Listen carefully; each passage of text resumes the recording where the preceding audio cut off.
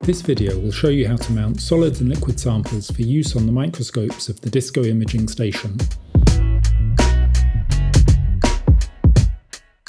Take the two parts of the sample holder, identify the top part of the sample holder thanks to the black or red rubber seal, and put it to one side.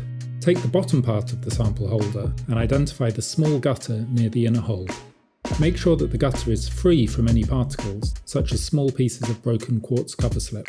Gently take the quartz cover slip with your sample by the sides and place it in the centre of the sample holder. You can ensure that the quartz cover slip sits inside the gutter by gently tapping on the sides of the sample holder. Your sample should be on the inside of the sample holder. Finally, gently screw in the top part of the sample holder to close.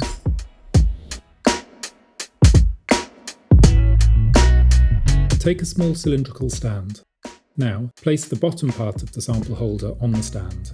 Take a clean quartz cover slip and gently shake it out of its paper envelope.